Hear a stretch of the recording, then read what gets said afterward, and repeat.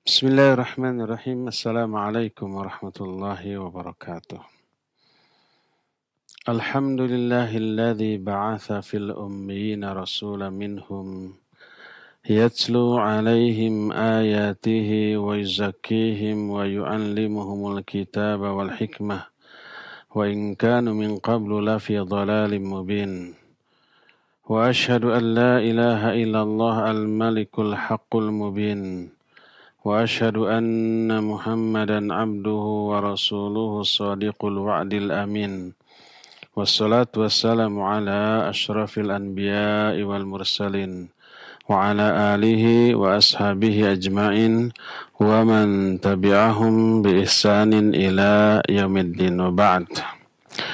Para pendengar radio Roja Cilengsi, Roja Bogor, Roja Palembang, Roja Lampung, Roja Berau, Roja Tanjung Pinang, Roja Pontianak, Roja Kendari, Roja Surabaya, juga para pendengar radio Tarbiyah Sunnah Bandung dan radio-radio lain yang ikut gabung, juga para pemirsa Roja TV dan TV-TV lain, serta para netizen melalui akun manapun di mana saja Anda berada.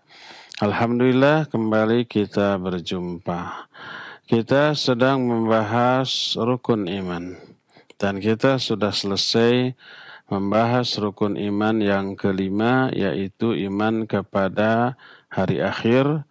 Berakhir dengan penjelasan iman kepada adanya surga dan neraka.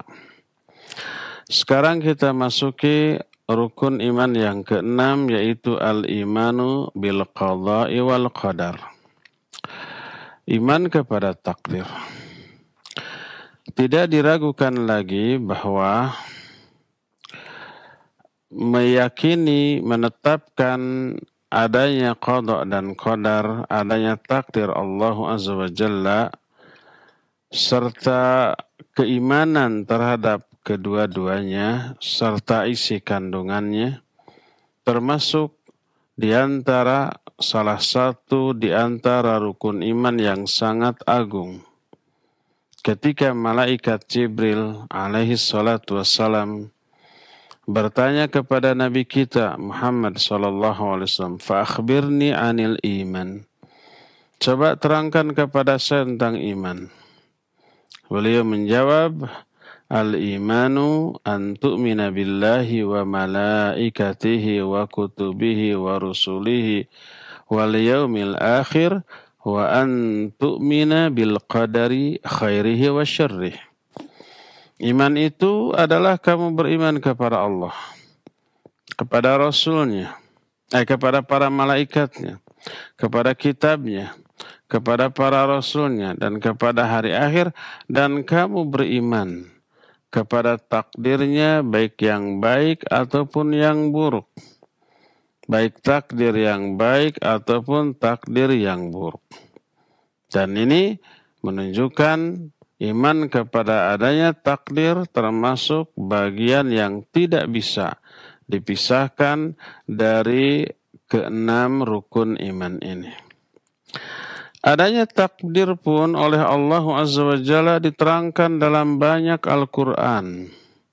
Di antaranya dalam Al-Quran surah Al-Qamar ayat 49, Allah menyatakan, "Inna kulla syai'in khalaqnahu biqadarin." Sesungguhnya segala sesuatu telah kami ciptakan dengan takdirnya masing-masing. Ayat Al-Quran tentang adanya takdir banyak, hadis jauh lebih banyak lagi, yang mewajibkan kepada kita semua untuk meyakini adanya takdir dari Allah Azza wa Jalla. Apa makna takdir atau al-qadar? Berasal dari kata qadar. Qadartu syai', artinya saya menetapkan sesuatu. Takdir Allah Azza wa Jalla maknanya adalah ta'alluqu ilmillahi bil kainat wa iradatihi laha azalan qabla wujudiha. Makna dari beriman kepada takdir Allah adalah takdir Allah itu keterkaitan antara ilmu Allah dan kehendak Allah dengan alam ini, dengan makhluk ciptaannya ini. Dan keterkaitannya ini sejak azali, sejak dahulu kala sebelum alam dan makhluk ini ada. Fala yahdutsu syai'un illa wa qad alimahu Allah wa qaddarahu wa aradah. Maka tak ada sesuatu pun yang terjadi di alam jagat raya ini kecuali Allah sudah mengetahui sebelumnya. Allah sudah menetapkan dan sudah menghendakinya. Yang menetapkan kejadian itu Allah. Yang menghendaki terjadinya kejadian itu Allah. Maka Allah tahu sebelum itu terjadi. Dan inilah madhab Ahlus Sunnah wal Jamaah, beriman kepada takdir Allah baik yang baiknya ataupun yang buruknya. Iman kepada takdir ini mencakup 4 tingkatan. Keempat-empatnya ini wajib kita yakini. Satu saja di antara 4 ini tidak kita yakini, maka kelirulah pemahaman atau iman kita kepada takdir. Kuranglah keimanan kita kepada takdir ini. Makanya wajib difahami 4 poin yang tercakup dalam iman kepada takdir tersebut.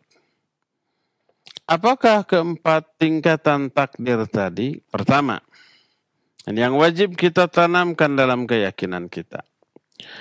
Al-imanu bi'ilmillahil azali bi kulli syai'in qabla wujudih. Wa min dhalik ilmuhu bi'amalil ibad qabla ayya'maluha.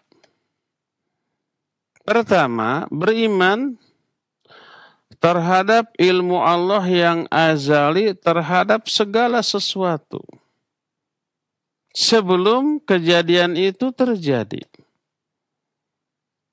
Maksudnya adalah meyakini Allah mengetahui segala sesuatu sebelum segala sesuatu itu terjadi.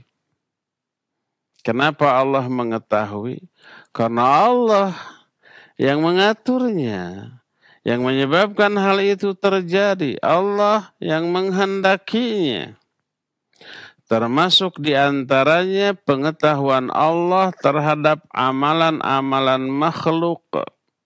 Sebelum si makhluk itu mengamalkan amalan tersebut. Jadi, apa yang akan kita amalkan jauh-jauh hari, sejak dahulu Allah tahu. Sebelum kitanya ada, apalagi sebelum kitanya mengamalkan amalan kita, Allah sudah tahu. Wajib kita meyakini Allah mengetahui segala-galanya sebelum segala-gala itu terjadi. Kenapa? Karena Allah yang merancangnya. Karena Allah yang menyebabkan terjadinya kejadian tersebut. Allah lah yang mengaturnya dan menetapkannya. Maka pasti Allah tahu secara detail. Inilah poin yang pertama dari iman kepada takdir.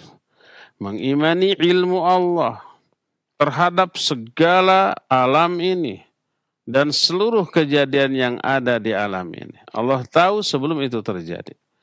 Termasuk Allah tahu apa yang akan kita amalkan sebelum kitanya beramal. Bahkan sebelum kitanya ada. Poin yang kedua.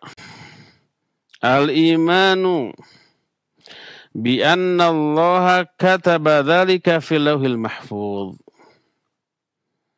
Poin kedua. Mengimani, meyakini bahwa Allah telah mencatatkan semua yang Allah ketahui itu di Lauhul Mahfuz. Lauhul Mahfuz itu kumpulan ilmu-ilmu Allah tentang apa yang terjadi. Semua yang terjadi sudah tercatat di Lauhul Mahfuz. Itu yang wajib kita yakini. Nanti dalilnya dari Quran, dari hadis akan kita ungkap. Karena keterangannya dari Al-Quran wajib untuk kita yakini. Inilah tingkatan yang kedua dari iman kepada takdir. Tingkatan yang ketiga adalah, nah ini, yang tidak boleh diabaikan, al-imanu bimasyiatillahi tammah asyamilah likulli hadithin wa qudratihi tammah alaihi. Yang ketiga, meyakini, mengimani adanya masyiatullah. Masyiatullah itu kehendak Allah. Keinginan Allah terhadap apa yang terjadi, serta kekuasaan Allah yang sempurna terhadap kejadian tersebut. Maknanya, tidaklah terjadi sebuah peristiwa kecuali memang itu kehendak Allah. Allah yang menghendaki. Termasuk menghendaki kejadian yang buruk. Ya, banyak kejadian buruk. Baik buruk secara hissi ataupun secara dini. Buruk secara hissi itu adanya musibah ya. Adanya wabah pandemi COVID-19 seperti yang kita alami. Adanya kecelakaan, adanya bencana alam. Itu kan kejadian yang buruk menurut persepsi kita. Kenapa itu terjadi? Karena Allah menghendaki. Dan karena Allah menghendaki, Allah menetapkan hal itu. Atau keburukan secara dini, secara syar'i. Maknanya menurut kacamata agama, menurut kacamata syariat ini buruk. Contohnya apa? Contohnya terjadinya peristiwa kufur, peristiwa syirik, peristiwa bid'ah, peristiwa dosa dan kemaksiatan. Itu kan buruk secara agama, secara syari. Walaupun menurut para pelakunya baik, menyenangkan. Nah itu buruk secara syar'i. Kenapa itu semua terjadi? Ada nggak kekufuran? Banyak. Ada nggak perbuatan syirik? Banyak. Kebid'ahan, dosa dan maksiat? Banyak. Bahkan lebih banyak daripada kebaikan. Kenapa itu semua terjadi? Karena Allah menghendakinya. Kok masa Allah menghendaki keburukan? Karena ada hikmah yang sangat agung, yang sangat besar di balik seluruh keburukan tadi. Apa sih kebaikan atau hikmah yang terkandung dalam perbuatan syirik? Banyak atuh. Contohnya apa? Contohnya lahirlah kewajiban dakwah, mengajak orang-orang musyrik kepada tauhid, orang-orang kufur kepada iman, para pelaku kebid'ahan kepada sunnah, para ahli maksiat kepada ketaatan. Lahir dakwah, lahir amar ma'ruf nahi munkar, lahir jihad fi sabilillah, lahir mati syahid dan yang sejenisnya. Dan juga lahir tobat dari hal itu. Coba, akan ada nggak tobat? Akan ada nggak dakwah? Akan ada nggak amar ma'ruf nahi munkar, jihad dan syahid? Kalau tidak ada keburukan-keburukan tadi. Semua orang iman, bertauhid, taat, ahlu sunnah. Akan ada nggak dakwah? Nggak ada. Apa yang harus didakwahkan? Mereka sudah lurus semua.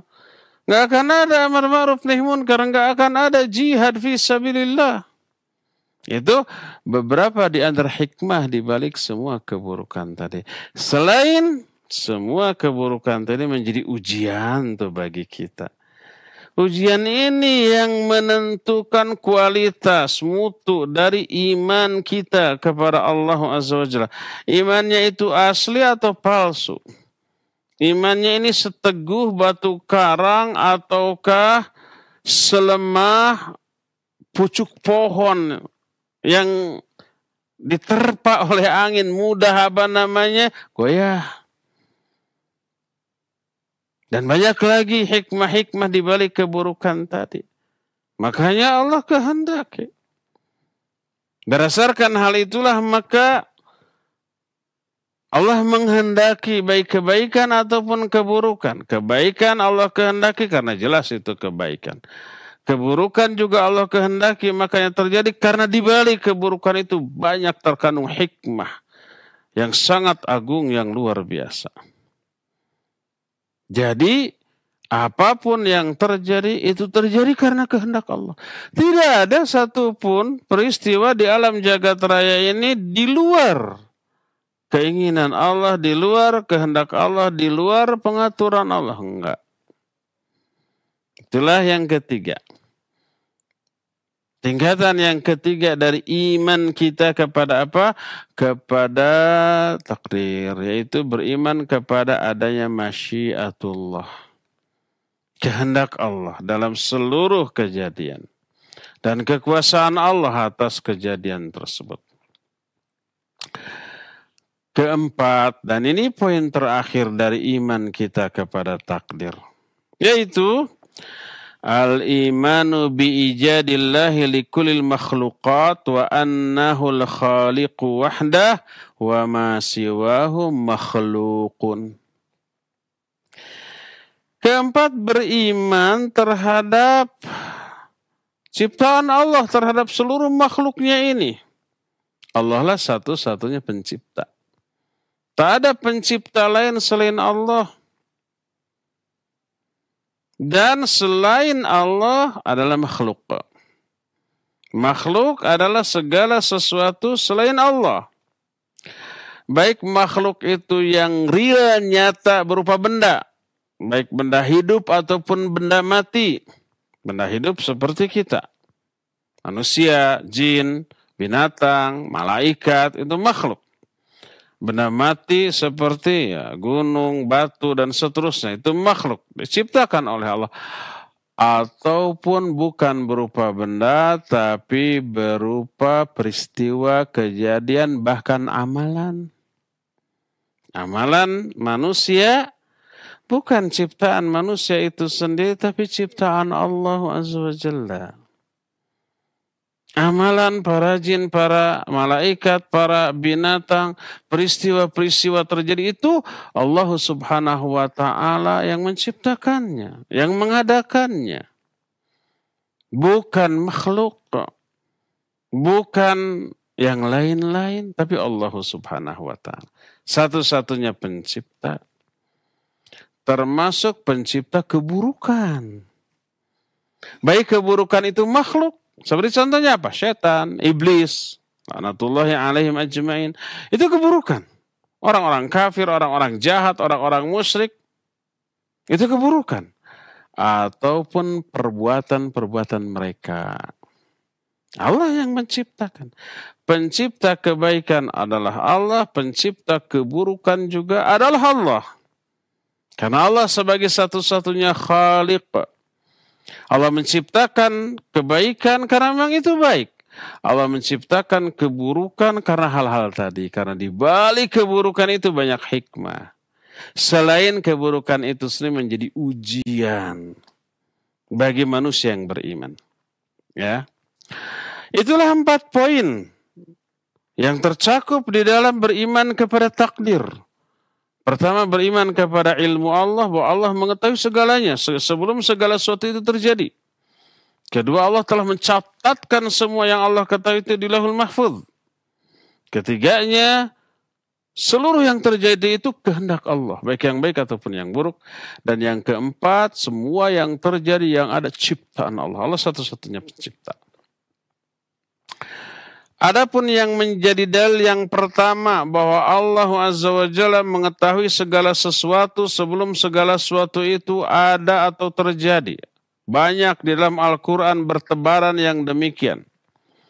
Salah satu di antaranya adalah Al-Quran surah Al-Hajj ayat yang ke-70. Allah menyatakan, alam ta'lam Annallaha ya'lamu ma fis sama'i wal ardi. Inna dzalika fi kitabin, inna dzalika 'ala Allahi yasir. Ini yang pertama sekaligus yang kedua. Yang pertama Allah mengetahui segala sesuatu, yang kedua Allah mencatatkan apa yang diketahuinya itu. Kata Allah dalam surah Al-Hajj tersebut menyatakan, bukankah kamu mengetahui bahwa Allah Maha mengetahui apa saja yang ada di langit dan apa saja yang ada di bumi? Sesungguhnya yang demikian itu telah tercatat dalam sebuah kitab, Lauhul Mahfuz. Sesungguhnya yang demikian itu sangat-sangat mudah, enteng bagi Allah, simple bagi Allah, nggak rumit, nggak sulit. Karena Allah Maha Kuasa atas segala sesuatu. Termasuk dalam surah Al-Hadid ayat 22 dan 23 Allah menyatakan ma asaba min musibatin fil ardi wala fi anfusikum illa fi kitabim min qabli an nabra'aha inna dzalika 'ala Allahi yasir. Tidak ada satupun kejadian yang terjadi di muka bumi ataupun kejadian yang menimpa diri-diri kamu, kecuali semuanya itu telah tertulis dalam sebuah kitab, Lauhul Mahfuz. Sebelum kami menciptakan alam jagat raya ini, alamnya belum ada, langit buminya belum ada, apalagi makhluk yang ada, yang hidup di alam tersebut, belum ada. Tapi takdirnya, ketetapannya, tulisannya sudah lebih dahulu ada. 50.000 tahun sebelum Allah menciptakan langit dan bumi. Dalam hadis sahih riwayat Imam Muslim, Nabi SAW menyatakan, Innallaha khalaqal khalqa wa qaddara maqadirahu min qabli an yakhluqas samawati wal ard bi 50,000 sanah. Sesungguhnya Allah telah menciptakan seluruh makhluk dan telah menetapkan takdir-takdir bagi seluruh makhluk itu 50.000 tahun sebelum Allah menciptakan langit dan bumi. Selaras dengan ayat tadi. 50.000 tahun langit buminya belum ada. Takdirnya itu sudah dituliskan secara detail dan rinci sehingga tidak ada kesalahan, tidak ada kekeliruan.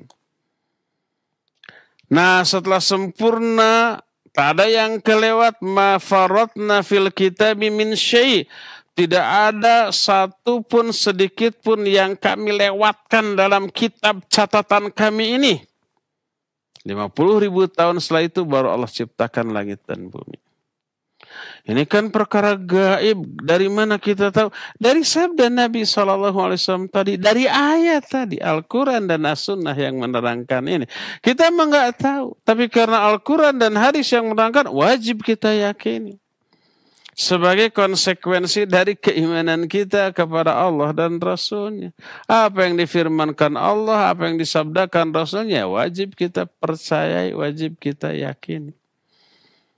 Oh, ternyata 50.000 tahun sebelum langit dan bumi ini ada, maka rancangan, perencanaan, takdir, ketetapan, seluruh kejadian, seluruh makhluk itu sudah ada. Betapa telitinya Allah Azza wa Jalla. Kalau di kita gitu, arsitek, insinyur bangunan, sipil, mau membangun sebuah bangunannya kecil ya, segede apapun dibanding alam jagat raya ini. Itu kan sebelumnya itu, sebelum didirikan itu sudah dirancang dulu, digambar dulu ya. Termasuk konstruksinya, ukuran besinya berapa gitu ya. Terus si fondasinya ini jenisnya apa, apakah cakar ayam atau yang lain gitu kan. Saya kurang paham istilah-istilahnya. Pokoknya detailnya berapa sentinya, ukurannya itu sudah didetil setiap bagian dari bangunan itu. Termasuk amdalnya, Apakah kalau bangunan ini didirikan bikin macet apa tidak? Bikin banjir apa tidak? Mengganggu orang sekitar atau tidak? Mengganggu keseimbangan alam atau tidak? Idealnya itu semuanya amdalnya diperhitungkan tuh. Itu orang tuh. Berapa lama rancangan itu harus dibuat sebelum bangunannya dibangun? Mungkin setahun atau 2 tahun sebelumnya. Ini Allah sebelum menciptakan langit dan bumi 50.000 tahun sebelumnya. Sudah ditetapkan takdir dari seluruh makhluk ini. Makanya detail tak ada yang kelewat sedikit pun. Tak ada yang salah, tak ada yang keliru. Inilah dalil dari poin pertama dan kedua. Poin pertama Allah mengetahui semua yang terjadi di muka bumi ini. Sebelum itu terjadi. Kedua Allah menuliskan semua ilmu Allah tentang hal itu. Dalil yang ketiga. Dalil ketiga itu masyiatullah. Bahwa segala sesuatu yang terjadi itu kehendak Allah.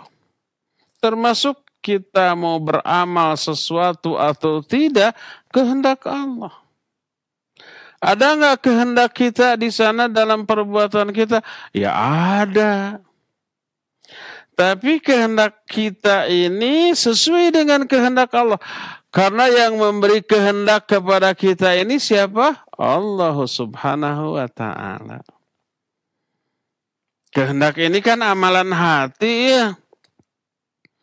Hati ini hanya diatur, dibolak-balik, dimanage oleh Allah. Bukan oleh kita.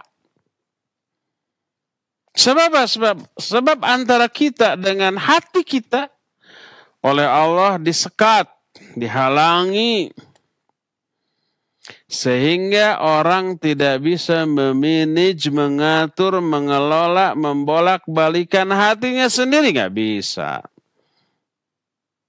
Rasul SAW dalam hadis sahih riwayat Imam Bukhari dan Imam Muslim menyatakan, Inna quluba bani Adam baina usbu'aini min asabir rahman ka qalbi rajulin wahid yuqallibu kaifa yasha. Sesungguhnya hati-hati Bani Adam, hati-hati semua manusia, itu berada di antara 2 jari dari jari-jari Allah. Seperti satu hati, lalu Allah bolak-balikan itu hati sekehendak Allah. Yang membolak-balikan hati kita, yang merubah-rubah hati kita, yang mengatur, memanage hati kita Allah. Bukan kita. Makanya salah satu doa yang masyhur dari Rasul SAW, Allahumma ya muqallibal qulub, thabbit qalbi ala dinik. Allahumma ya musarrifal qulub, sarrif qalbi ala ta'atik.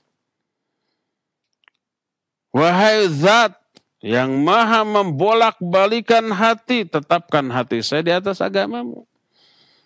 Wahai zat yang maha merubah-rubah hati, tetapkan hati saya di atas ketaatan kepadamu. Minta kepada Allah. Karena Allah yang merubah hati. Kita mah enggak. Allah menyatakan, wa'alamu annallaha yahulu bainal mar'i wa qalbihi wa annahu ilaihi tusyarun. Ketahuilah, dalam surah Al-Anfal nih, ayat yang ke-24 Allah menyatakan, ketahuilah bahwa sesungguhnya Allah menyekat, menghalangi antara seseorang dengan hatinya. Antara seorang dengan hatinya dihalangi, disekat oleh Allah. Sehingga setiap kita tidak bisa mengatur, memanage hati kita. Termasuk salah satu di antara cara Allah mengatur hati kita adalah memberikan keinginan untuk melakukan sesuatu atau tidak. Allah yang ngasih keinginan itu.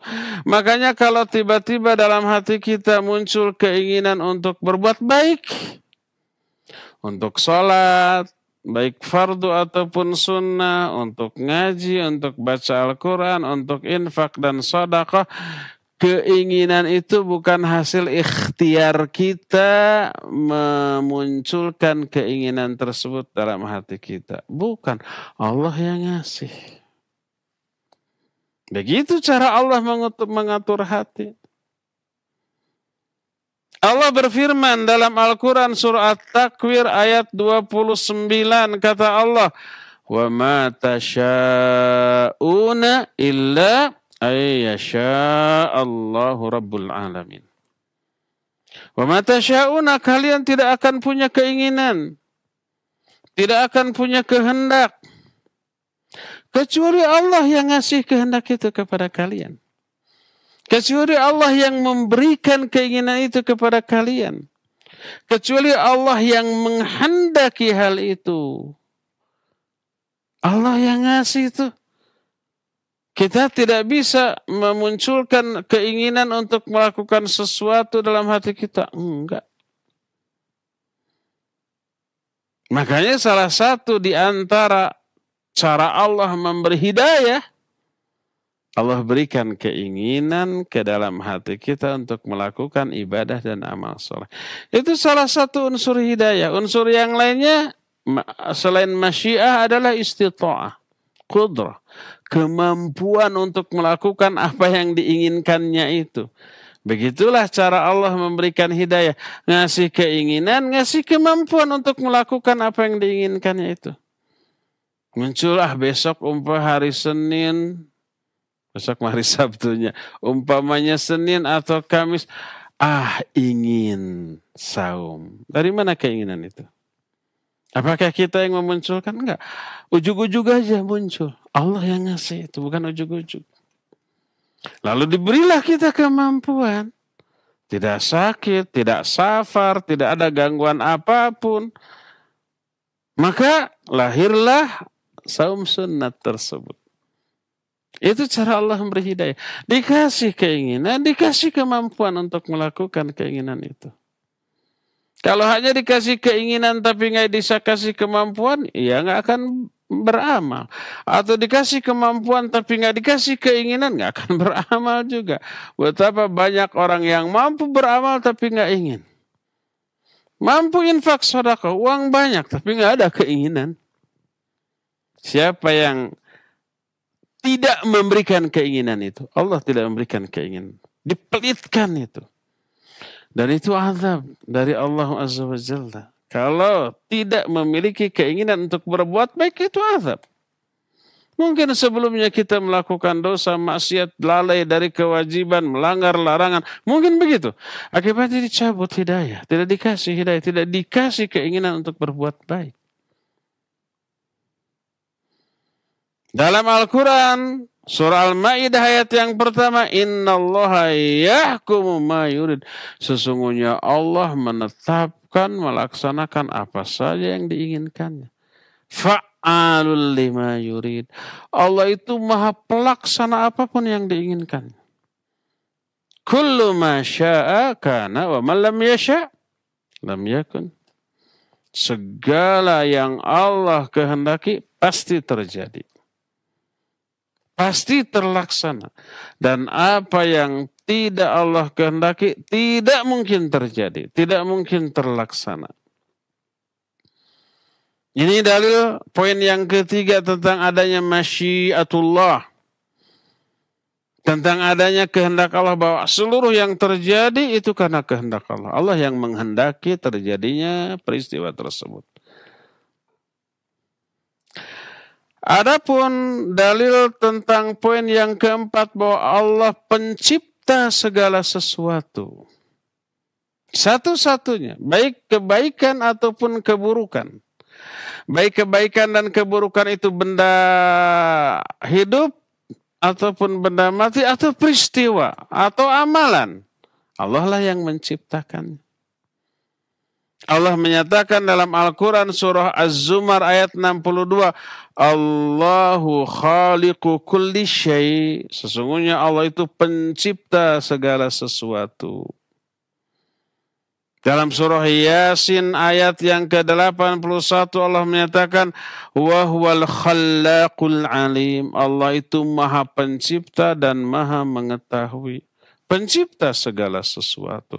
Apakah termasuk pencipta amalan kita? Iya. Allah lah yang menciptakan kita dan menciptakan amalan-amalan kita. Wallahu khalaqakum wa ma ta'malun. Allah menyatakan demikian. Allah lah yang telah menciptakan kalian dan menciptakan amal-amal kalian. Kitanya ciptaan Allah, amal-amal kita juga ciptaan Allah. Loh, kenapa? Bukankah perbuatan kita ini murni kreasi kita? Murni perbuatan kita, murni amalan kita, murni ciptaan kita. Kenapa disebut dengan ciptaan Allah? Karena tidaklah kita bisa melakukan sesuatu kecuali karena dua hal yang tadi disebutkan. Pertama, karena kehendak atau keinginan untuk melakukan amalan itu. Keduanya karena adanya kemampuan dari segala segi untuk melakukan amalan itu. Adanya kehendak, adanya kemampuan, maka lahirlah amalan itu. Kita mengerjakan amalan itu. Nah, kita usut terus. Dari mana kita memiliki kehendak mengamalkan amalan itu? Apakah kehendak itu kreasi kita, hasil usaha kita, ikhtiar kita memunculkan keinginan itu? Bukan. Kehendak itu Allah yang ngasih. Tadi ayatnya, wa ma tasyauna illa ayyasha Allah. Wa ma yadhkuruna illa ayyasha Allah. Kalian tidak berkehendak, mereka tidak akan berzikir kecuali Allah yang menghendaki. Allah yang ngasih kehendak itu. Allah yang membolak-balikan hati kita. Kedua, kita mampu. Dari mana kemampuan ini? Allah yang ngasih. Kalau Allah tidak kasih kemampuan, kita nggak akan mampu berbuat. Rencana besok mau saum, tiba-tiba mulas. Akhirnya bolak-balik ke WC terkena mencret wae. Nggak jadi saumnya. Hilang kemampuan untuk melakukan saum walaupun ada keinginan. Tapi nggak ada kemampuan, nggak jadi itu. Ya nggak? Yang ngasih kemampuan dari segala segi Allah Azza wa Jalla. Semua kita ingin umrah, semua kita ingin haji. Keinginan itu ada. Yang tidak ada apa? Kemampuan. Dari beberapa segi, dari segi finansial. Sekarang banyak orang yang ingin dan mampu dari segi finansial. Tapi kondisi tidak memungkinkan adanya pandemi ya. Jangankan umroh, haji juga kemarin nggak bisa. Apalagi umroh. Yang ngasih kemampuan itu Allah Azza wa Jalla. La haula wa la quwwata illa billah. Tidak ada haul, tidak ada quwah kecuali dari Allah. Tidak ada kemampuan, tidak ada kekuatan kecuali dari Allah. Makna haul dan quwah ini sama-sama kemampuan. Bedanya kalau dua-duanya menyatu, disatukan dalam satu kalimat. Seperti la haula wa la quwwata illa billah. Maka al-haul artinya al-istita'ah li jalbil manafi. Kemampuan untuk meraih segala hal yang maslahat, yang manfaat, yang berguna, yang baik. Adapun al-quwah artinya al-istita'ah li daf'il madar. Kemampuan untuk menolak segala yang madarat, yang bahaya, yang buruk-buruk. Dua kemampuan itu bersumber dari Allah. Allah yang ngasih. La haula wa la quwwata illa billah.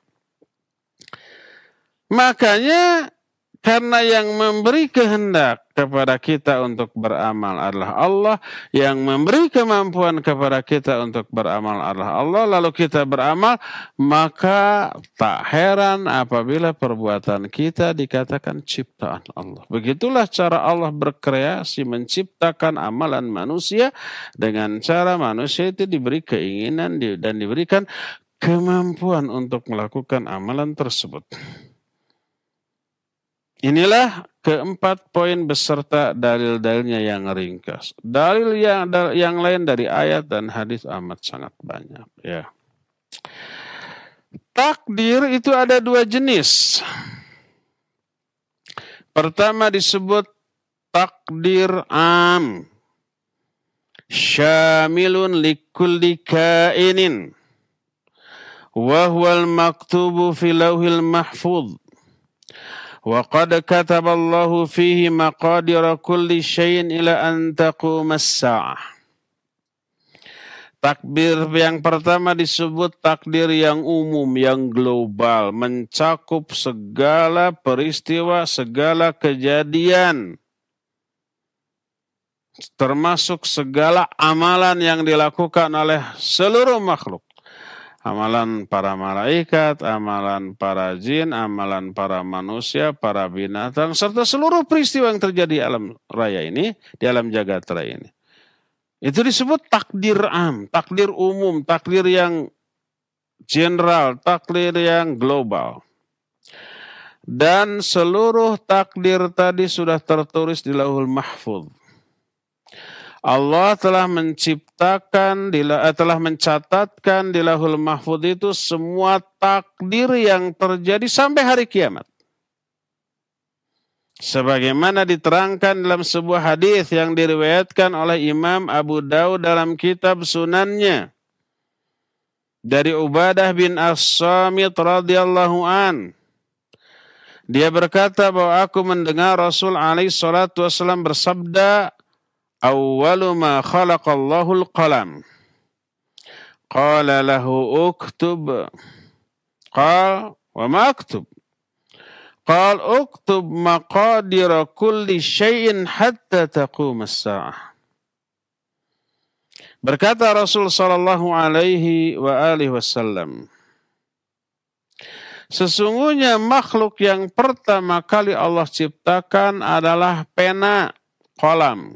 Kolam bahasa Arab, bukan kolam swimming pool, bukan. Bukan kolam renang. Kolam pena.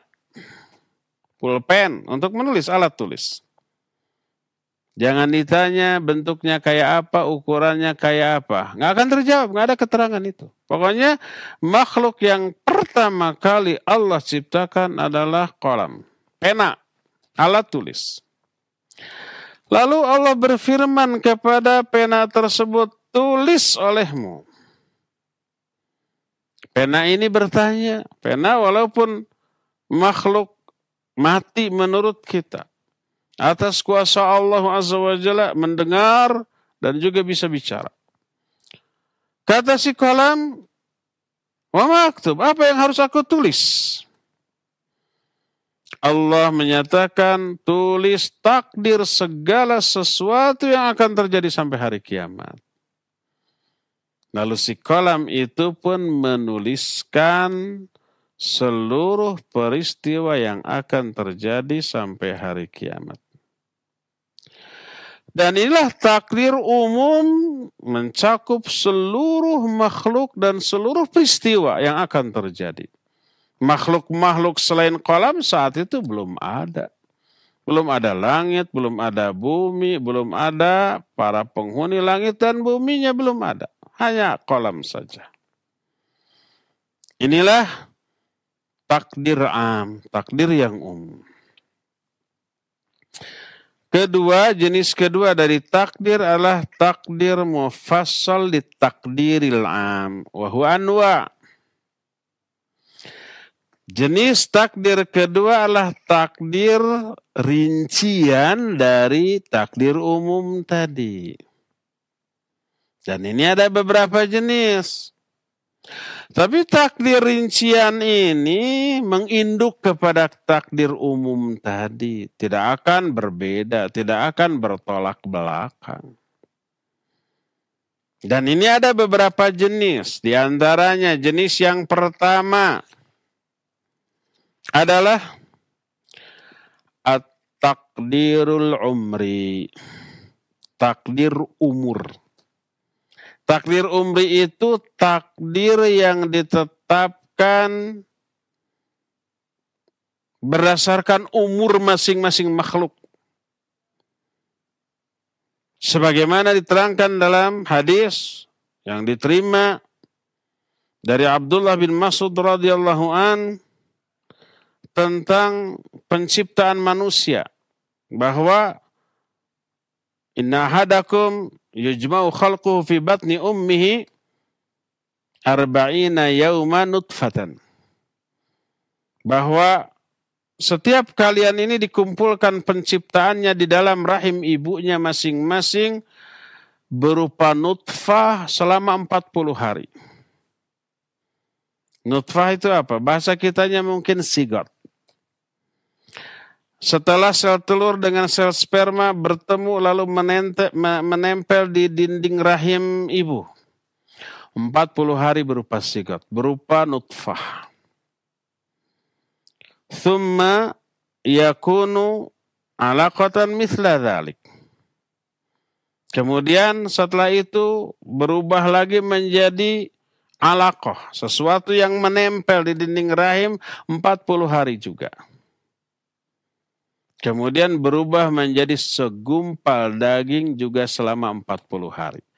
3 kali 40 hari berarti 120 hari. Berapa bulan tuh? 120 aja bagi 30 berarti 4 bulan. Nah setelah 4 bulan kemudian Allah mengutus satu malaikat. Memerintahkan untuk mencatatkan 4 hal. Apa saja 4 hal itu? Pertama amalnya. Amal perbuatan hamba itu. Kedua rizkinya. Ketiga ajalnya. Dan yang keempat suka dukanya. Bahagia atau sengsaranya.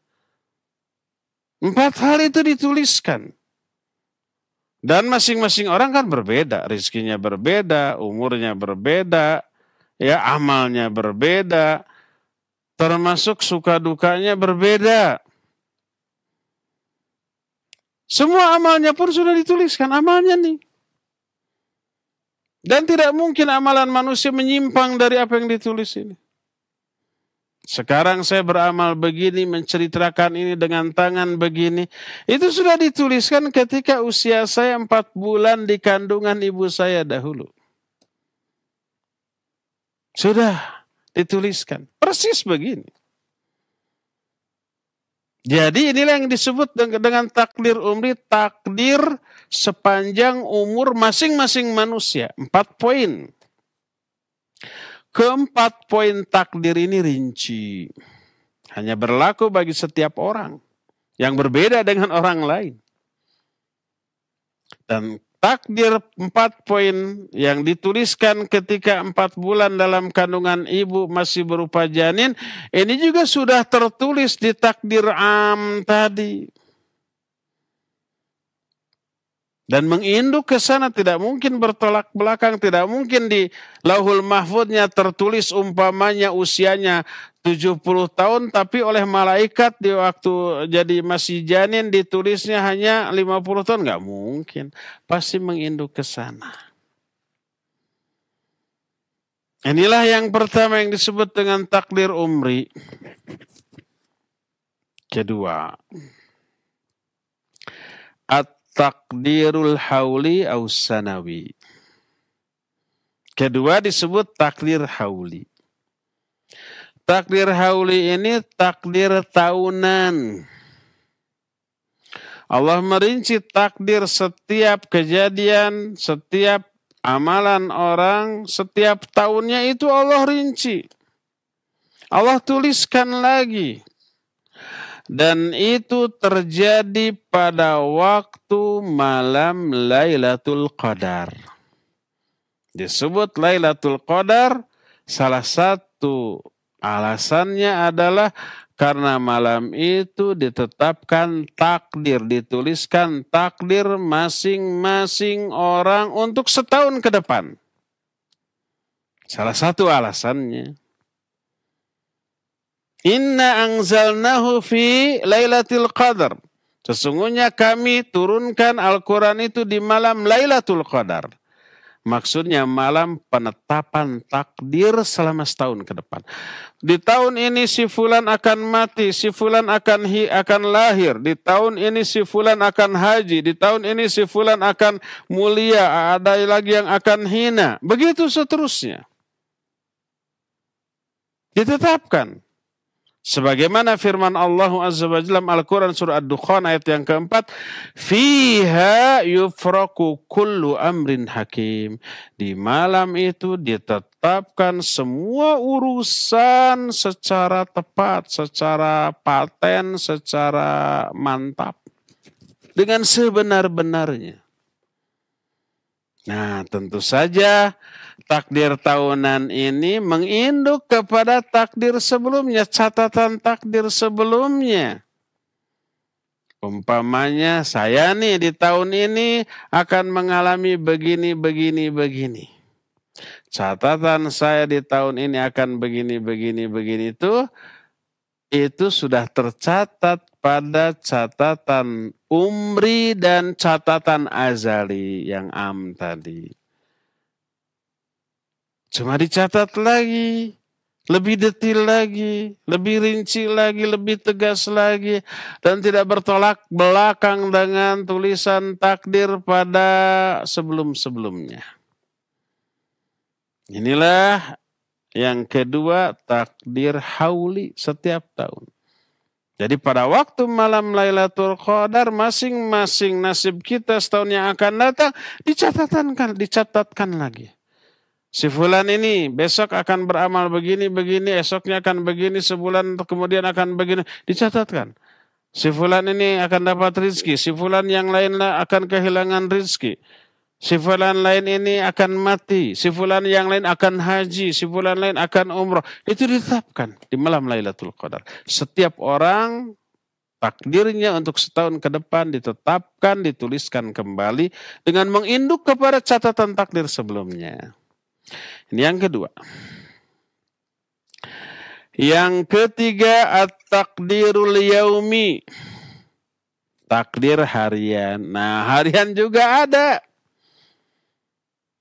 Setiap malam itu Allah menetapkan besok si fulan akan begini, si fulan yang lain akan begitu. Setiap hari ditetapkan, dicatatkan. Dan catatan ini tidak akan berbeda, tidak akan menyimpan dengan catatan tahunan, catatan umur, atau catatan azali yang tadi diterangkan.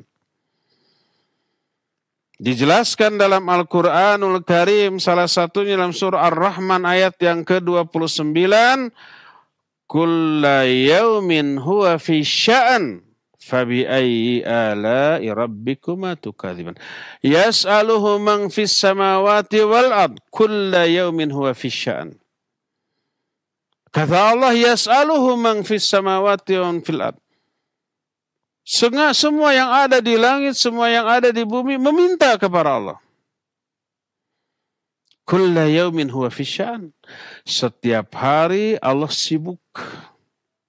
Ibnu Abbas radhiyallahu anhu menyatakan yang dimaksud Allah sibuk, Allah menetapkan takdir-takdir untuk setiap makhluk pada esok harinya.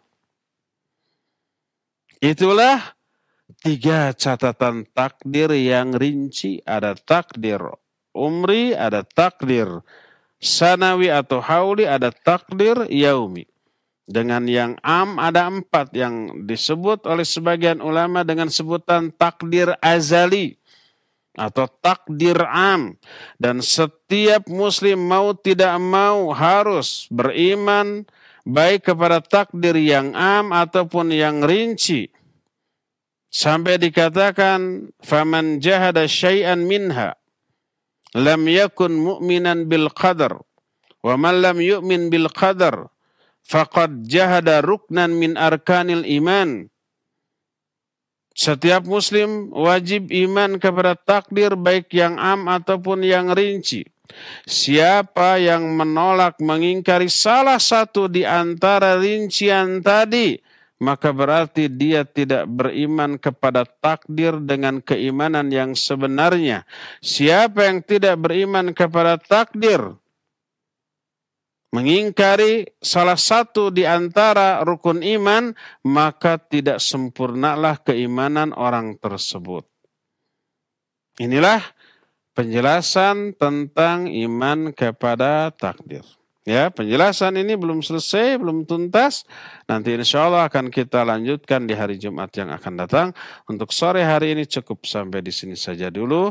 Dan sisa waktu yang ada kita akan gunakan untuk bertanya jawab kepada Al-Akh Al-Fadil Fawas di studio Radio Roja Cilengsi. Dipersilakan untuk memandu tanya jawab dengan pendengar dan pemirsa.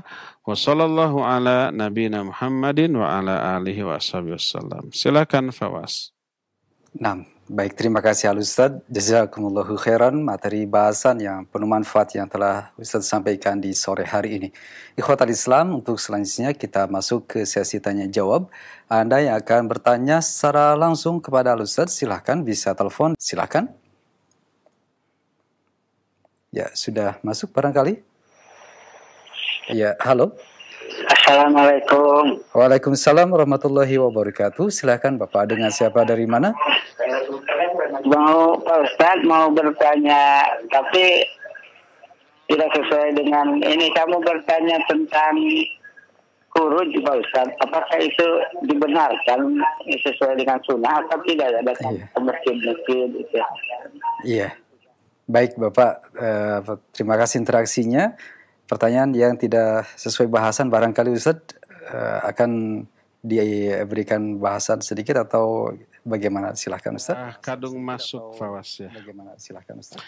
Sudah kadung masuk. Khuruj. Mana khuruj artinya keluar. Maksudnya mungkin keluar untuk berdakwah. Kalau yang dimaksud keluar tanpa menetapkan aturan syarat-syarat tertentu yang tidak ditetapkan oleh syariat. Untuk berdakwah harus keluar, iya harus keluar. Maka iya disyariatkan berdakwah dengan cara keluar rumah. Gak bisa berdakwah hanya di rumah. Kalau sekarang mungkin bisa ya. Dalam bentuk seperti ini, online. Zaman dahulu sebelum ada teknologi seperti ini ya harus keluar. Berdakwah keluar. Iya. Itu adalah pelaksanaan dari syariat. Al-Quran menyatakan, kata Allah subhanahu wa ta'ala, waltakum minkum ummatun yad'una ilal khair wa ya'muruna bil ma'ruf wa yanhauna 'anil munkar. Adalah ada satu kelompok umat yang menyeru kepada kebaikan, beramar ma'ruf, nahi munkar. Ud'u ila sabili rabbika bil hikmah wal mau'izatil hasanah wajadilhum billati hiya ahsan. Serulah manusia ke jalan Allah dengan hikmah dan pengajaran yang baik, serta berdebatlah dengan mereka dengan cara yang baik, dan seterusnya. Ya, kalau makna khuruj hanya keluar seperti itu, pertama, ya tanpa ada syarat. Kedua jangan lupa, orang yang melakukan dakwah keluar itu orang yang berilmu. Layak untuk mengajak orang. Layak untuk mengajarkan, memberikan ilmu. Artinya ini orang berilmu. Ustadz, da'i, mubaligh, ulama, kiai, ya. Yang seperti itu. Ahlinya. Kalau bukan orang yang berilmu, baca Quran aja masih terbata-bata. Bahasa Arab tidak faham dan seterusnya, lalu berdakwah, apa yang akan dia sampaikan? Nanti salah, nanti keliru. Saya mah hanya mengajarkan sholat. Mengajarkan sholat butuh ilmu. Apa rukunnya, apa syaratnya, apa wajibnya, apa sunnahnya, ya, bagaimana kaifiatnya, bagaimana doanya sesuai dengan yang dicontohkan oleh Nabi SAW, ya. Ya boleh ngarang-ngarang sendiri. Nabi SAW menyatakan, balighu anni walau ayah. Banyak difahami secara parsial hadis ini. Kan dakwah wajib bagi semua orang, balighu anni walau ayah, sampaikan walaupun satu ayat. Keliru dia. Dia hanya menyatakan balighu, ya, walau ayah, anni-nya tidak ada. Balighu anni, sampaikan oleh kalian. Apa yang harus sampaikan? Anni, penjelasan dari aku.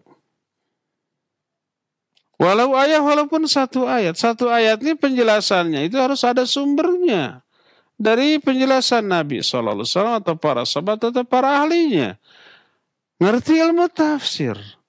Kalau umpama hanya hafal teks ayatnya Bismillahirrahmanirrahim dan artinya dengan menyebut nama Allah yang Maha Pengasih lagi Maha Penyayang, tapi tafsirannya tidak faham, bagaimana dia akan menyampaikan?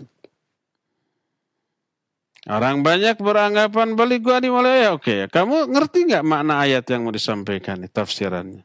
Dari Nabi, anni, bukan balighu an uqulikum. Walau ayat, sampaikan dari akal kamu walaupun satu ayat, enggak begitu, anni, dari aku. Ininya yang tidak difahami itu. Jadi kalau yang berdakwah keluar itu adalah ahlinya, ya disyariatkan. Adapun kalau makna khuruj keluar dengan syarat-syarat yang ditetapkan oleh komunitas tertentu tanpa berpedoman, tanpa ada ketetapan dari syariat, harus 3 hari dalam sebulan, harus 40 hari dalam setahun, dan seterusnya. Dan meninggal, dan dilakukan oleh siapa saja, orang bodoh, nggak bisa baca Quran, nggak bisa cara sholat aja, keluar, mendakwahi orang. Terus meninggalkan kewajiban yang lebih pokok kepada keluarga. Ada yang tidak menafkahi anak istrinya hanya karena keluar untuk dakwah. Dakwahnya cuma ngedor-gedor pintu orang untuk sholat. Sudah di masjid, bagaimana tata cara sholatnya? Terserah. Mau sunnah, mau bidah, mau benar, mau salah, terserah. Bukan dakwah itu. Dosa nggak meninggalkan keluarga? Ya dosa. Nabi SAW menyatakan, kafa bil mar'i ithman idza dhayya man ya'ul. Hadis ini sahih riwayat Imam Muslim dalam kitab Sahih Muslim. Cukuplah seseorang dianggap berdosa kalau dia menyia-nyiakan orang-orang yang ada di bawah tanggung jawabnya, tidak dinafkahi, tidak dididik, tidak dibimbing, ya. Nah, ini ketetapan 3 hari dalam sebulan, 40 hari dalam setahun. Dari mana semua orang keluar? Dari mana? Orang yang harus berdakwah itu al-ilmu qabla al-qawli wal amal. Dakwah itu ucapan dan amalan. Ilmu harus didahulukan daripada ucapan dan amalan. Fa'lamu annahu la ilaha illallah wastaghfir li dzambik. Ini dalilnya yang dikukuhkan oleh Imam Bukhari dalam kitab Sahih Bukhari. Dalam bab al-ilmu qabla al-qawli wal amal. Ilmu harus didahulukan daripada ucapan dan amalan. Allah berfirman, wa'lamu, ketahuilah, ilmuilah, fahamilah bahwa la ilaha illallah. Berilmu dulu. Wastaghfir li dzambik, lalu minta ampunlah kamu atas dosa-dosamu. Ini amal. Ilmu harus didahulukan daripada amalan. Dakwah adalah ucapan dan amalan. Wajib berilmu. Taubahnya jangankan urusan akhirat, urusan agama, ya. Urusan dunia juga harus oleh ahlinya. Boleh nggak orang yang nggak pernah belajar ilmu kesehatan, nggak pernah belajar di fakultas kedokteran, lalu mengadakan konsultasi kesehatan dan mengobati orang? Nggak boleh. Itu namanya apa? Namanya adalah malpraktek. Bisa dipidana nggak? Bisa dipidana, bisa ditangkap, bisa dipenjara. Karena bisa merusak.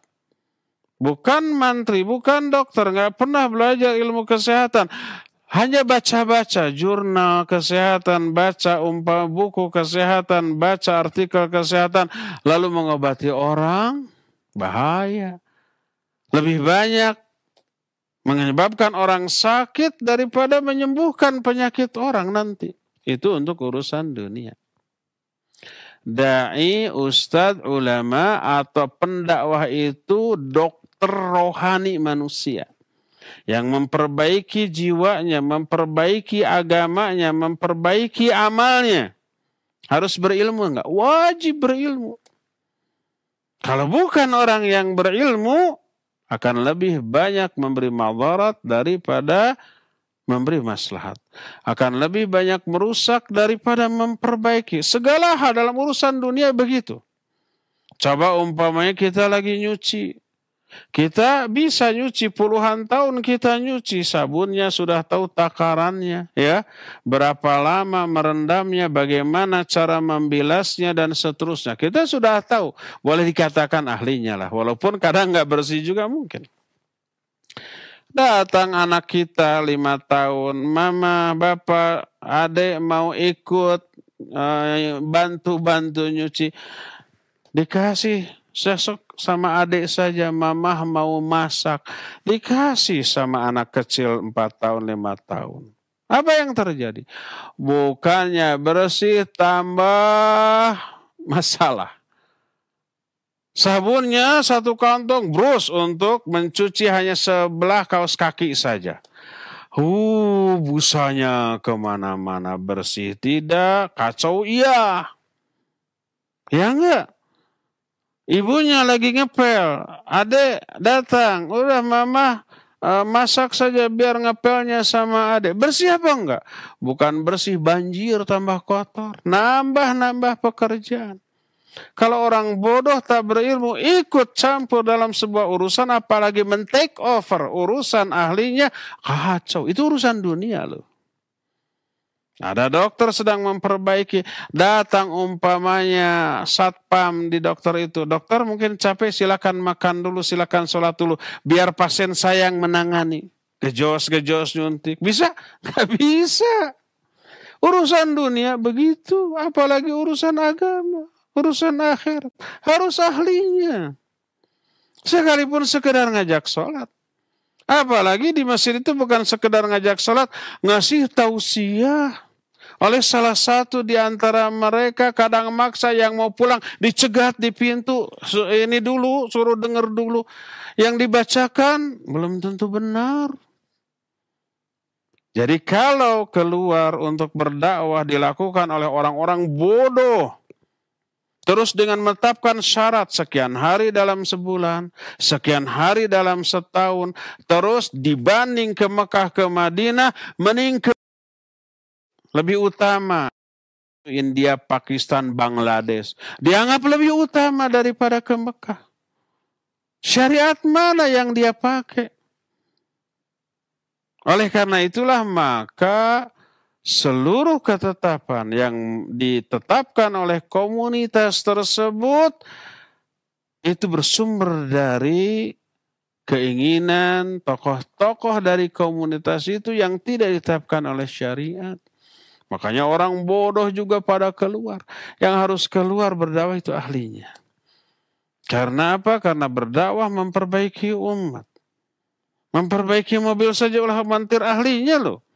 Ini memperbaiki umat. Jiwanya, amalannya. Bukan 1-2 orang. Komunitas manusia secara lebih luas. Harus ahlinya. Ya, demikian. Wallahu a'lam bissawab. Silakan lagi Fawas. Baik, terima kasih Jazakallah khairan jawaban dan nasihat Al-Ustaz. Barakallahu fiik. Untuk selanjutnya dari pesan singkat ada pertanyaan dari Bapak Abu Fadilah yang bertanya, Assalamualaikum warahmatullahi wabarakatuh. Ustaz, mengapa takdir harus ditulis berulang-ulang kalau semuanya isinya sama? Apa hikmah dari pengulangan penulisan takdir tersebut? Mohon nasihat dan penjelasannya. Jazakallah khairan Ustaz. Baik, wa fika barakallah wa jazakallahu khairan. Kenapa takdir harus diulang-ulang penulisannya padahal sama? Tidak sama tentu saja. Apa yang ditulis di Lauhul Mahfudz seluruhnya. Yang ditulis dalam takdir umri itu berbeda. Berbeda, tapi lebih rinci, lebih sempit, yaitu takdir yang teralami selama umur masing-masing manusia. Manusia ini berbeda dengan manusia itu dan seterusnya. Otomatis tulisan ini berbeda, tidak sama dengan yang di Lauhul Mahfudz dari segi jumlah. Adapun konten isi takdir yang rinci ini menginduk ke sana, tidak menyimpang, tidak berbeda. Tapi takdir azali jauh lebih luas karena seluruhnya. Berbeda lagi dengan takdir sanawi hanya tahunan, lebih sempit lagi. tapi lebih rinci lagi, tapi tidak bertolak belakang dengan yang sebelumnya. Dan ini menunjukkan apa betapa ketelitian Allah Azza wa Jalla, kesempurnaan ilmu Allah Subhanahu wa ta'ala, sehingga panduan ya yang dipegang oleh para malaikat dalam menjalankan tugasnya itu lebih tegas, lebih spesifik, lebih fokus dibanding apabila tidak ada rincian tersebut. Justru umpamanya pertanyaan akan lebih banyak muncul, kenapa takdir itu penulisannya hanya satu di azali saja, nggak ada rincian yang lebih detail. Bisa begitu nanti kalau umpamanya takdirnya hanya ditulis satu kali di Lauhul Mahfuz saja tanpa ada rincian. Oleh karena itulah adanya rincian. Pertama, isinya tidak sama, ya, tapi lebih sempit, lebih spesifik, lebih rinci daripada yang ada di atasnya, tapi tidak bertolak belakang dengan yang ada di atasnya.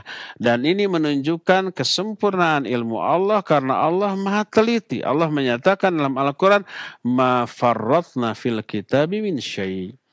Kami ini dalam kitab catatan amal kami tidak ada sesuatu pun sedikit pun yang kami lewatkan. Yang terlewat tidak ada. Rinci detil. Menunjukkan kesempurnaan ilmu Allah Azza wa Jalla secara detil. Wallahu a'lam. Silakan lagi Fawaz. Terima kasih Ustadz, jazakallahu khairan jawaban dan nasihatnya. Masih dari pesan singkat, ada pertanyaan dari Pak Dede di Pandeglang, Banten. Assalamualaikum warahmatullahi wabarakatuh. Ustadz, mohon jawaban dan nasihatnya. Karena segala perkara sudah ditakdirkan oleh Allah Subhanahu wa ta'ala, bagaimanakah seharusnya kita menjalani kehidupan ini, Ustadz? Demikian pertanyaan dari beliau. Pak Dede di Pandeglang. Karena segala sesuatu sudah Allah takdirkan, apa yang harus kita lakukan? Yang harus kita lakukanlah berjuang, berusaha untuk melaksanakan semua perintah Allah, menjauhi semua larangannya. Lalu Allah nanti akan mudahkan apa yang telah Allah takdirkan untuk kita. Ketika seorang sahabat mendengar penjelasan Rasul Shallallahu Alaihi Wasallam bahwa seluruh kejadian sudah ditakdirkan, dia bertanya, untuk apa kita beramal? Berkata Nabi Shallallahu Alaihi Wasallam, "I'malu fakullun muyassarun lima khuliqalahu." Beramalah kalian, karena segala sesuatu akan dimudahkan kepada takdirnya masing-masing. Makanya banyak perintah baik dalam Al-Quran dan hadis yang sahih untuk berjuang, berusaha. Seperti firman Allah Azza wa Jalla dalam Al-Quran, Allah menyatakan, "I'malu fasayarallahu amalakum wa rasuluhu wal mu'minun." Beramalah kalian, maka Allah akan melihat amal-amal kalian, juga Rasulnya, juga orang-orang mukmin. فَإِذَا قُضِيَتِ الصَّلَاةُ فَانْتَشِرُوا فِي الْأَرْضِ وَابْتَغُوا مِنْ فَضْلِ اللَّهِ. Kalau kalian selesai sholat, bertebaranlah kalian di muka bumi. Cari karunia Allah, rizki Allah. Diperintahkan ikhtiar. Bukankah rizki sudah Allah takdirkan? Iya. Tapi tetap Allah menyuruh kita ikhtiar. Bukankah amal kita sudah takdirkan? Iya. Tapi tetap Allah menyuruh kita beramal. Dan ikhtiar termasuk bagian yang juga Allah sudah apakan, sudah tetapkan, sudah takdirkan untuk kita. Famshu fi manakibiha wa kulu min rizqih. Berjalanlah kalian di muka bumi, cari rizki Allah dan makanlah dari rizki Allah tersebut. Allah perintahkan amalan, ya. Nah, takdir dengan usaha sesuatu yang tidak bisa dipisahkan. Karena usaha bagian dari apa yang Allah takdirkan. Seperti begini. Kalau umpamanya kita ingin ditakdirkan kenyang dan kuat serta sehat, kita harus ikhtiar untuk makan makanan-makanan yang sehat dan bergizi dengan pola makan yang teratur. Tanpa makan, tanpa minum yang benar, kita tidak mungkin kenyang, sehat, dan kuat. Tidak bisa umpamanya kita diam saja kalau Allah sudah takdirkan kenyang, sehat, dan kuat, ya pasti tiba-tiba sehat, kenyang, dan kuat. Tapi kita tidak ikhtiar untuk makan. Sama dengan begini. Kalau umpamanya kita punya sebidang tanah dan kita ingin menghasilkan panen beras, maka kita harus ikhtiar. Dari ikhtiar itu nanti Allah kasih takdir. Seperti kita mulai mencangkul, membajak, menanam, dan seterusnya.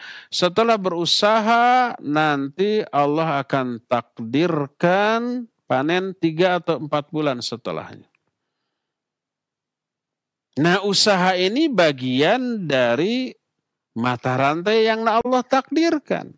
Kalau takdir dari membajak, menanam ini tidak kita jalani, nggak akan mungkin ada takdir panen. Ya bisa seseorang punya sepetak sawah, ya dibiarkan hanya berdoa, ya kalau nanti Allah takdirkan ngasih panen kepada saya, pasti akan panen. Tapi tidak ada ikhtiar, tidak ada usaha. Mustahil Allah mentakdirkan panen 3 atau 4 bulan kemudian kalau kita tidak menjalani takdir membajak atau menanam sawah tersebut. Begitulah. Maka ikhtiar amal ini ya harus. Ya. Berdasarkan hal itulah maka takdir tidak bisa lepas dari usaha. Dari ikhtiar kita. Tapi ikhtiar dan usaha kita pun sesuatu yang telah Allah Subhanahu wa Ta'ala takdirkan untuk kita. Berdasarkan hal itulah maka beramallah, maka masing-masing kalian akan dimudahkan kepada takdirnya masing-masing. Maka orang tidak bisa menyatakan kalau saya takdirnya ke neraka walaupun saya ibadah dan amal soleh. Beriman dengan sehebat iman, maka percuma karena saya sudah ditakdirkan ke neraka. Sebaliknya, kalau saya sudah ditakdirkan ke surga, ya nggak perlu ibadah. Senang-senang saja udah, dosa dan maksiat saja, toh takdirnya nanti sudah ditetapkan di surga. Omongan seperti itu sama dengan omongan tadi. Kalau saya sudah ditakdirkan kenyang, mau makan mau tidak tetap saja akan kenyang.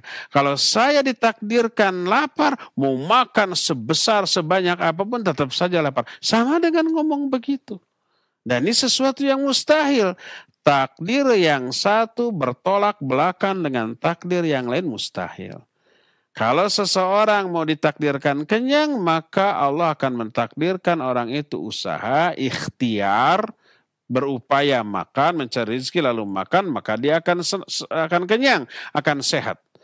Juga kalau Allah mentakdirkan seorang masuk surga, Allah akan takdirkan dia di dunia ini untuk beriman, beribadah, beramal soleh, melakukan kebaikan, menjauhi larangan, maka dengan cara seperti itu dia nanti akan ke surga, ya.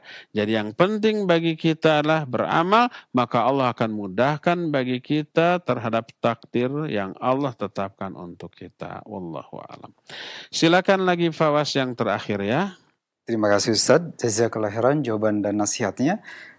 Pertanyaan terakhir masih dari pesan singkat. Ada pertanyaan dari 2 penanya. Assalamualaikum warahmatullahi wabarakatuh. Ustadz, jika seseorang melakukan berbagai perbuatan dosa, membunuh, berzina, melakukan riba, dan bahkan melakukan kesyirikan, apakah boleh menjadikan perbuatan dosa-dosa besar tersebut sebagai sebuah takdir yang kemudian mereka pun bahkan ada yang terus-menerus melakukan perbuatan dosa dengan beralasan takdir tersebut, Ustaz. Mohon penjelasannya atas jawaban dan nasihat Al-Ustaz. Jazakumullahu khairan.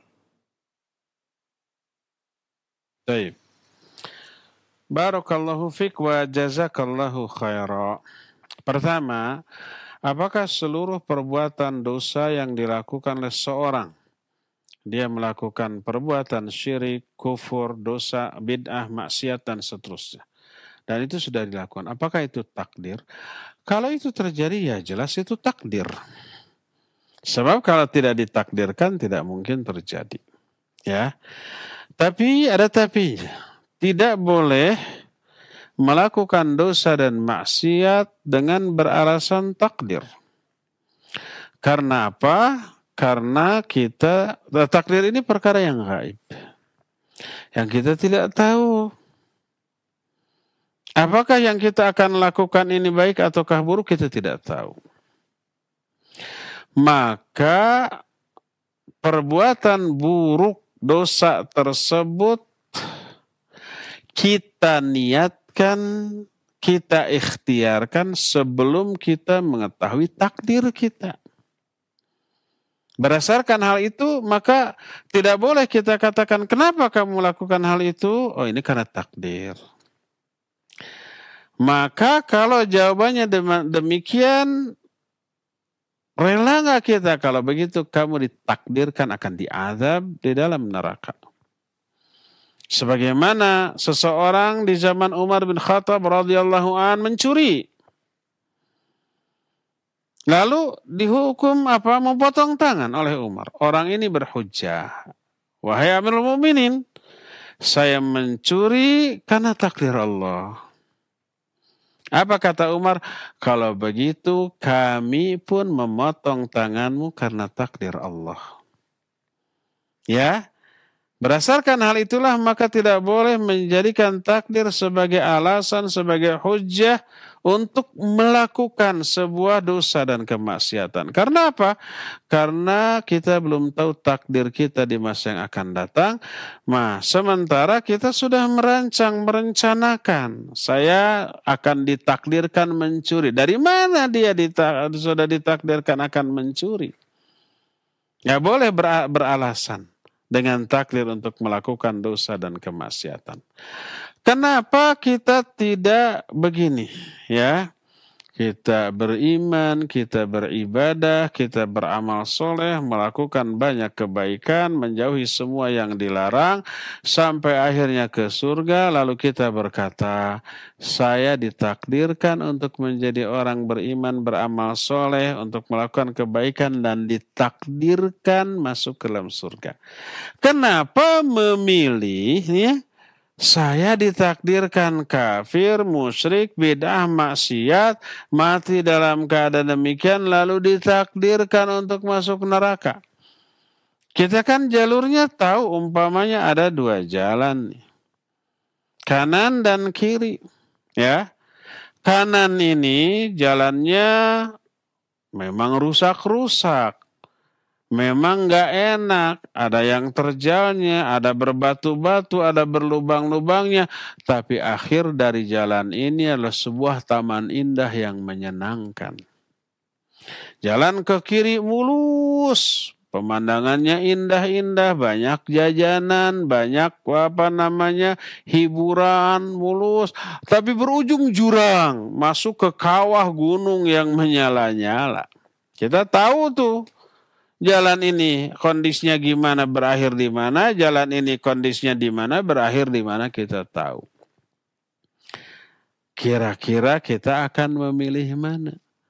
Lebih baik kita milih yang ini, yang kanan. Memang terjal, berlubang, banyak gangguan, banyak godaan, jauh, ada menanjaknya, ada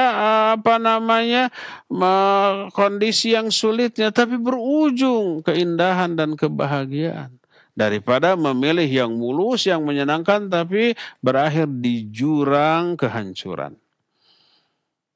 Bisa nggak kita menyatakan takdir saya memang begini, tapi nggak ada ikhtiar, nggak ada usaha. Tadi sudah dikatakan bahwa takdir yang baik ada sebab-sebab yang harus kita jalani, walaupun apa yang kita jalani juga berdasarkan takdir Allah. Demikian juga sebuah keburukan ada jalan-jalannya yang harus kita lalui. Semuanya ini tergantung pilihan kita. Berdasarkan hal itu sekali lagi tidak boleh berhujjah, beralasan dengan takdir untuk melakukan sebuah dosa dan kemaksiatan, ya. Wallahu alam bisawab. Sampai di sini saja dulu. Insyaallah kita akan berjumpa kembali melanjutkan kajian tentang takdir ini di hari Jumat yang akan datang di waktu dan gelombang yang sama. Subhanakallahu bihamdik asyhadu an la ilaha illa anta astaghfiruka wa atubu ilaik walhamdulillahirabbil alamin. Wassalamualaikum warahmatullahi wabarakatuh.